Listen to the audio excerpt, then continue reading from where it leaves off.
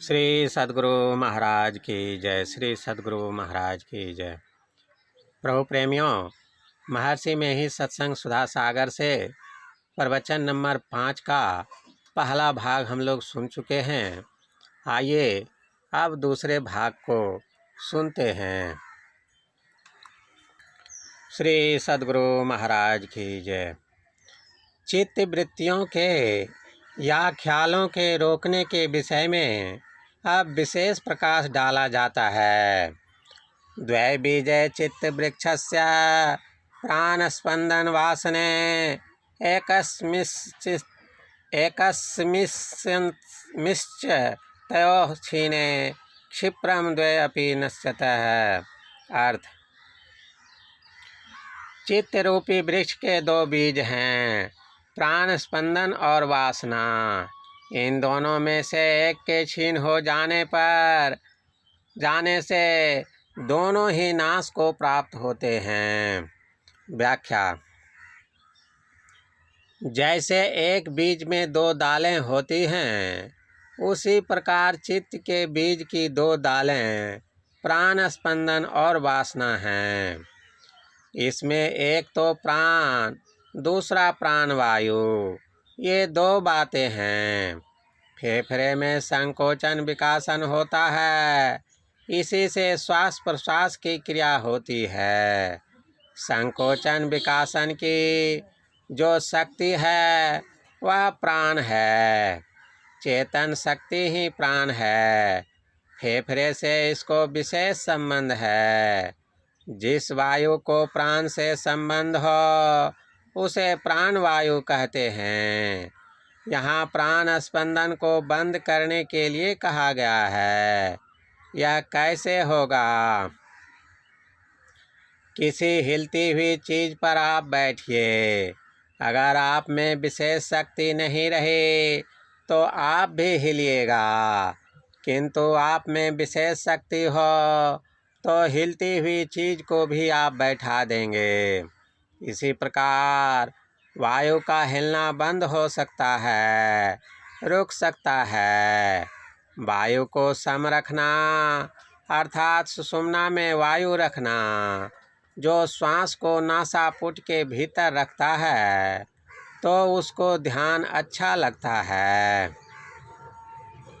प्राण को सम करने में रेचक, पूरक आदि जो क्रियाएं की जाती हैं, वे अगर विहित रूप से की जाएं तब तो ठीक है, नहीं तो यथा सिंहो गजो व्याघ्रो भवेदवस्य शनैः शनैः तथैव सेवितो वायोरन्था हन्ति साधकं।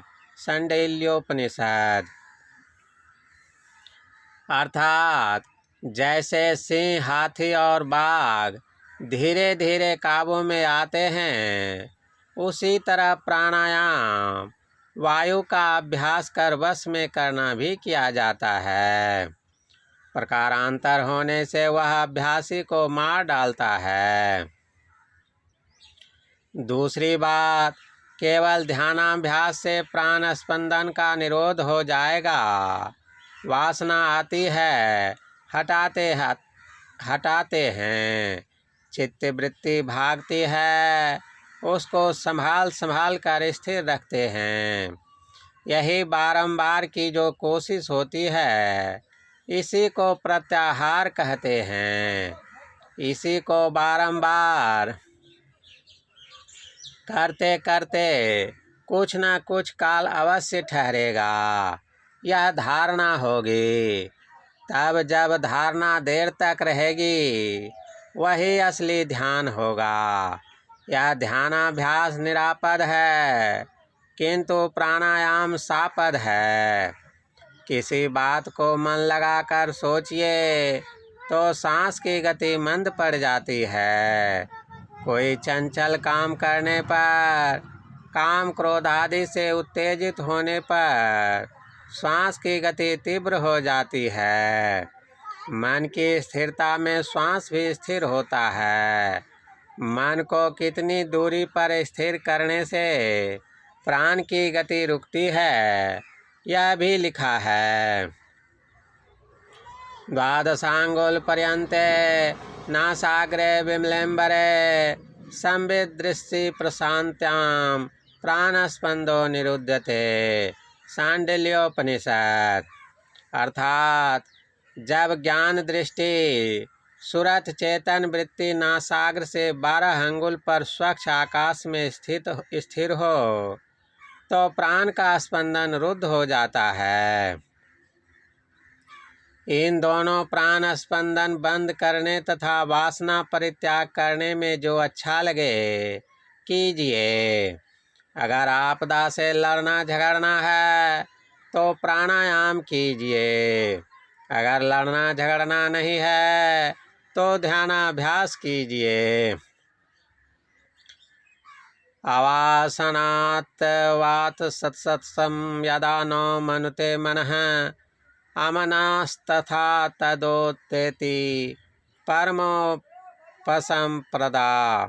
अर्थात मन जब वासना विहीन होकर विषय को ग्रहण नहीं करता है तब मन का अस्तित्व नष्ट हो जाता है और परम शांति का उदय होता है। व्याख्या। संकल्प विकल्प कारण ही मन है। मन जब गल गया या लीन हो गया तो शांति किसने भोगी। वह पदार्थ जो मन से परे है, मन जिसे जान नहीं सकता। आप मन से परे हैं, आपको स्वयं वह शांति प्राप्त होगी। मन बुद्धि चित्त अहंकार की है त्रिकुटी लगदौर, जन दरिया इनके परे ब्रह्म सूरत की ठौर। दरिया साहब मारवाड़ी। सहस कमल दल पार में मन बुद्धि हिराना हो, प्राण पुरुष आगे चले सोई करत बखाना हो। तुलसी साहब हाथ रस वाले। एक तत्व दृढ़भ्यासाद्यवंत दृढ़भ्यासाद् विजितं मनः प्रक्षीण चित्त दर्पस्य निगृहीतेन्द्रिय द्विषः।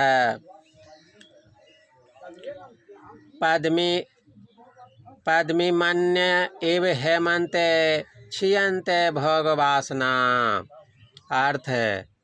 जब तक मन नहीं जीता गया हो एक तत्व के दृढ़ अभ्यास से चित्त अहंकार को पूर्ण रूप से नष्ट करके इंद्रिय शत्रु का निग्रह करना। ऐसा होने से ही हेमंत काल सदृश भोग वासना का नाश हो जाएगा। व्याख्या। एक तत्व का दृढ़ अभ्यास। वह एक तत्व क्या है। चाहे कोई प्राणायाम करें अथवा ध्यानाभ्यास करें, दोनों क्रियाओं में जप अनिवार्य रूप से करना ही पड़ता है, क्योंकि यह आरंभिक क्रिया है। इस जप से मन कुछ समेट में आता है। जप के लिए बहुत छोटा शब्द हो, शब्द जितना छोटा होगा उतना ही सिमटा होगा, और जितना बड़ा शब्द होगा उतना ही फैलाव होगा। तंत्र में एकाक्षर का ही जप करने का आदेश है और वेद में भी वही एक अक्षर। कबीर साहब कहते हैं, पढ़ोरे मन ओनामासीधम, अर्थात ओम नमः सिद्धम। तात्पर्य की सृष्टि इसी ओम से है। शब्द से सृष्टि हुई है। यह ओम त्रैमात्रिक है, इसलिए इस प्रकार भी ओम ओ 3 ओम हलंत लिखते हैं।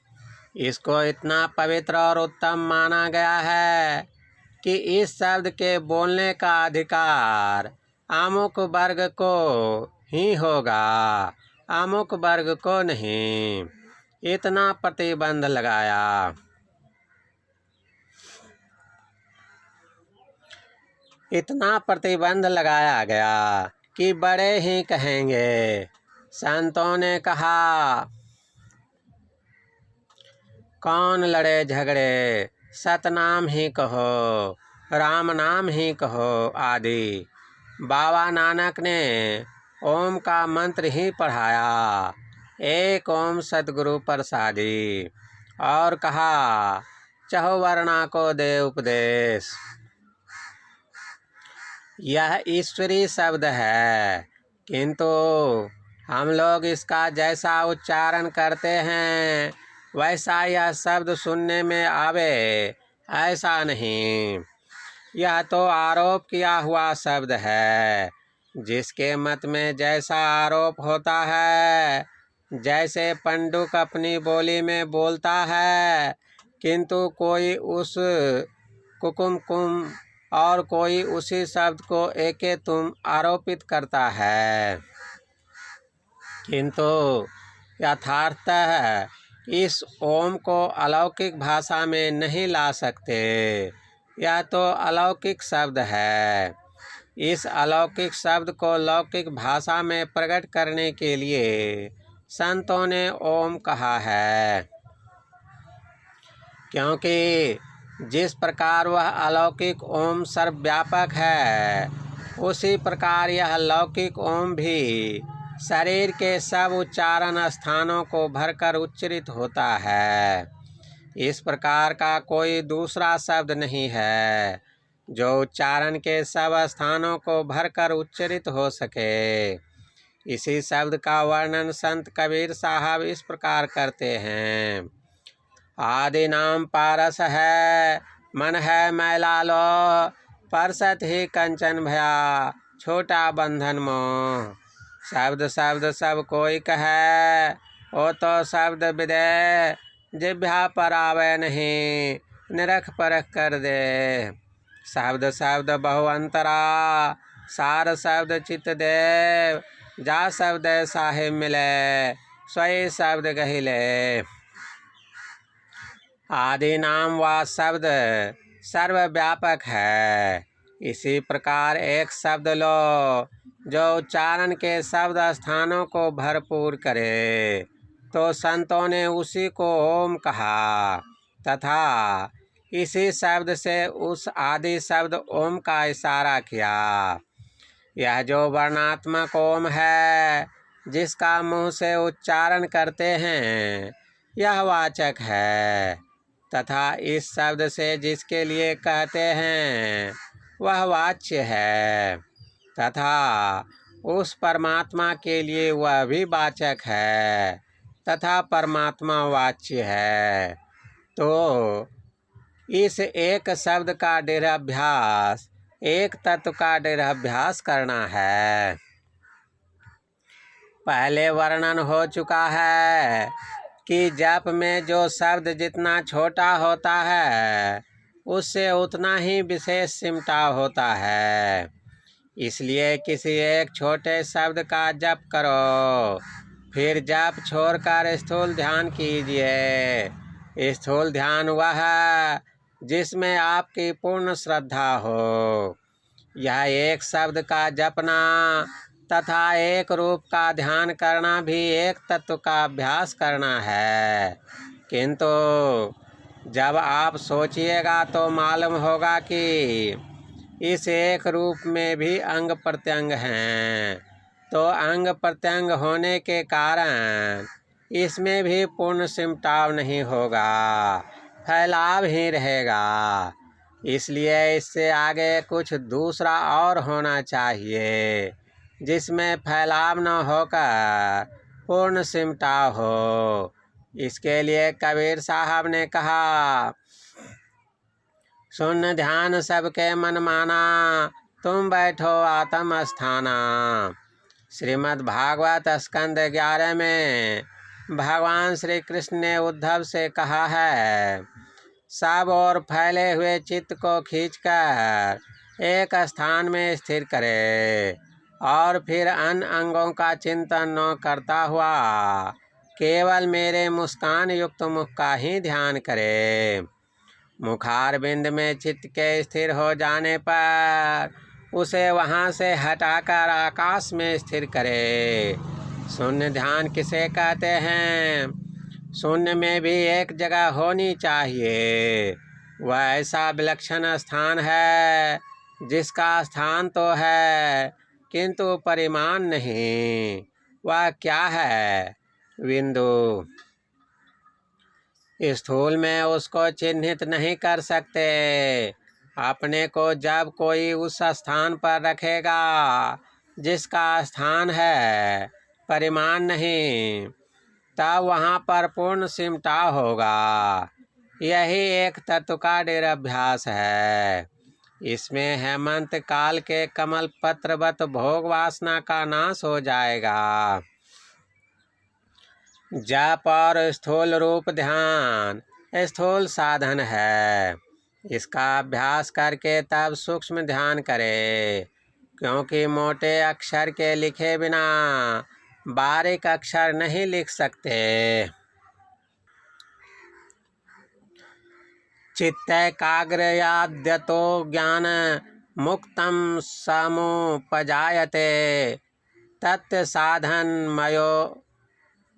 मयो ध्यानम यथावदुपदिश्यते।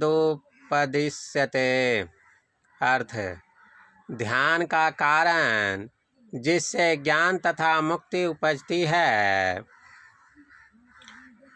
मन की एक बिंदुता, चित्त की एकाग्रता है। अब तुमको जना दिया गया।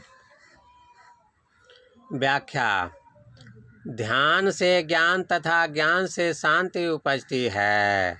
यह ध्यान एक बिंदु का ध्यान है।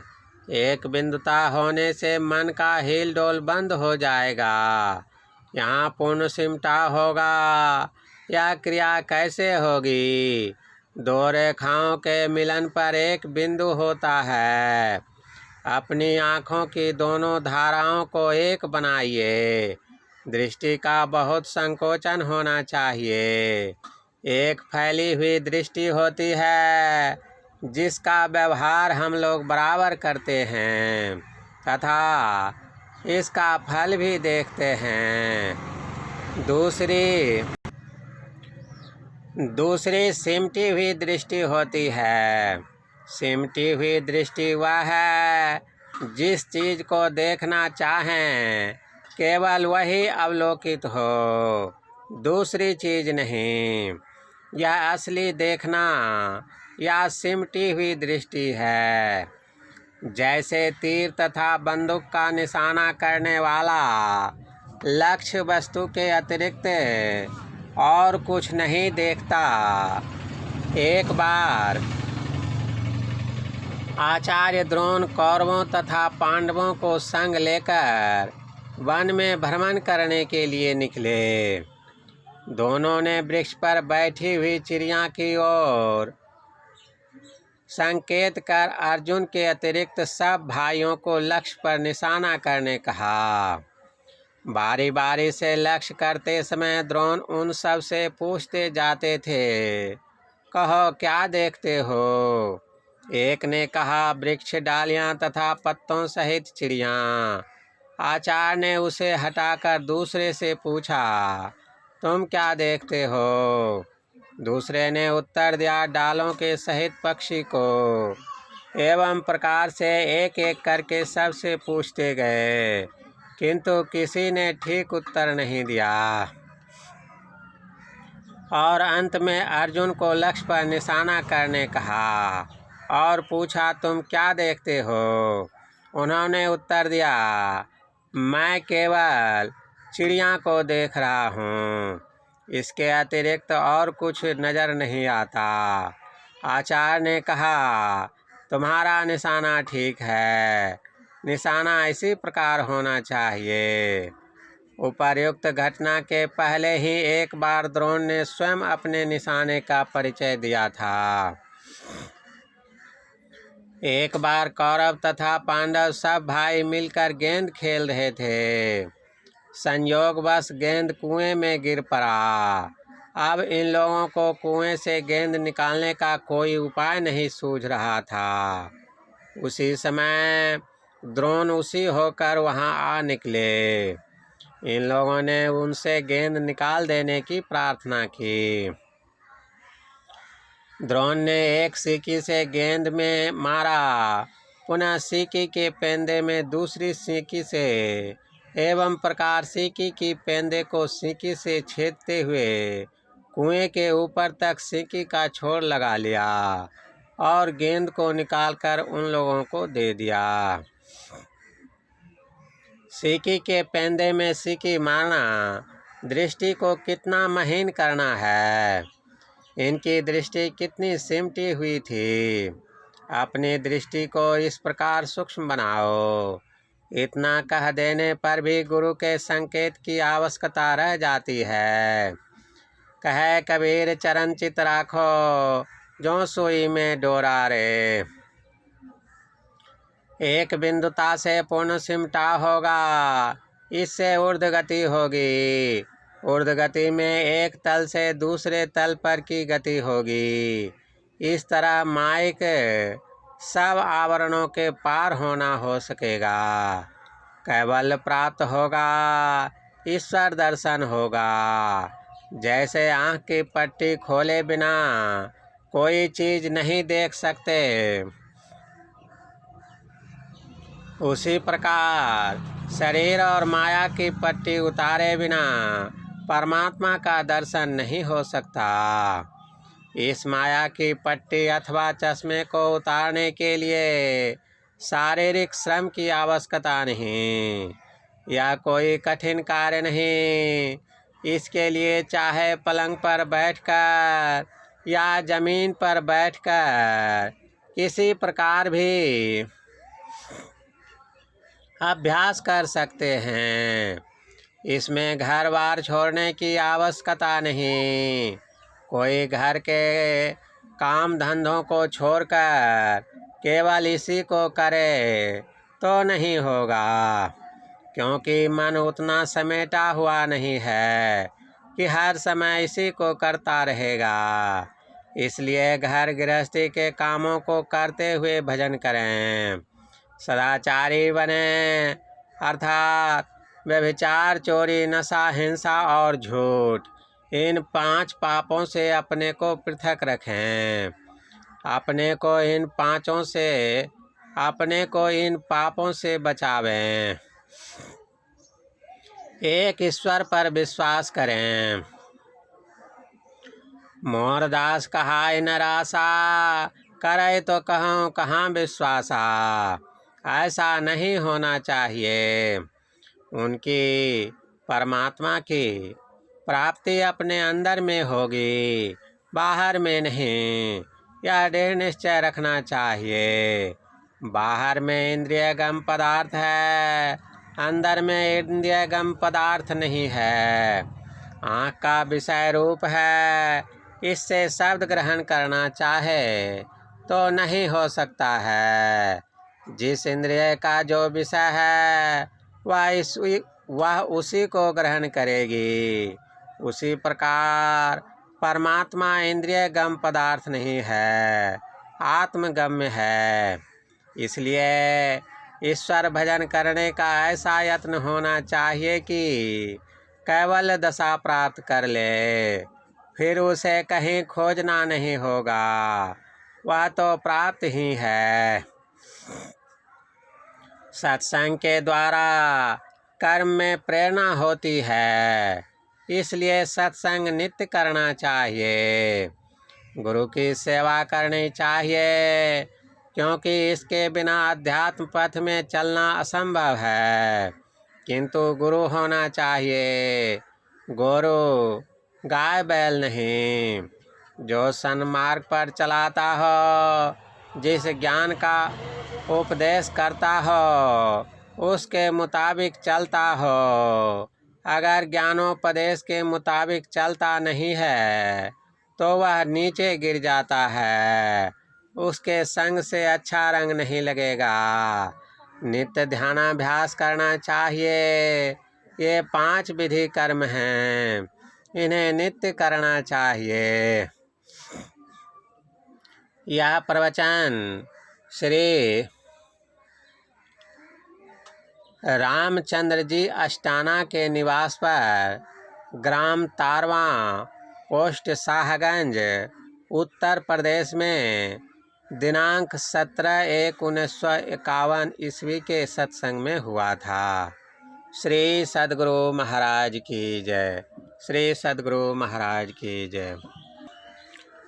प्रभु प्रेमियों, अभी आप लोग इसी पुस्तक से गुरु महाराज के प्रवचन नंबर 5 को सुन रहे थे।